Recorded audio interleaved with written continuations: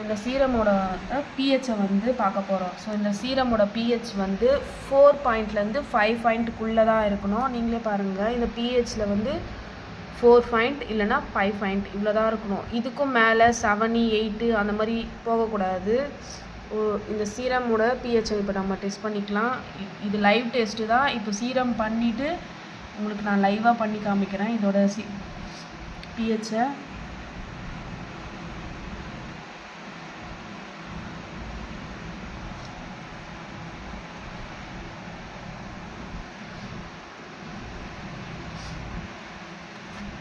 நீங்கள் பார்த்தீங்கன்னா உங்களுக்கு நல்லாவே தெரியும். அதோட பிஹெச் கலர் பாருங்கள், 4லேருந்து 5 இவ்வளோ தான் இருக்குது.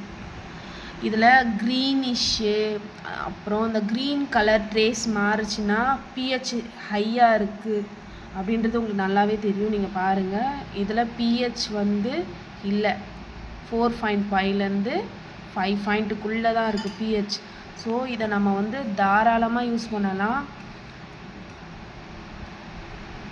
நீங்கள் நல்லாவே பாருங்கள், பிஹெச் கலரே மாறல பாருங்கள், 4 பாயிண்ட்லேருந்து 5 பாயிண்ட்டுக்குள்ளே தான் இருக்குது. ஸோ இல்லை அதுக்கு கீழேயும் வரல பாருங்கள், அமிலத்தன்மையும் இல்லை, காரத்தன்மையும் இல்லை. நல்லாவே தெரியுதா உங்களுக்கு?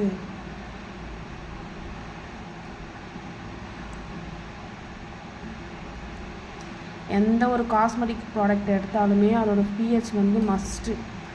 நம்ம யூஸ் பண்ணுற காஸ்மெட்டிக் வந்து 5 பாயிண்ட்டுக்குள்ளே தான் இருக்கணும்.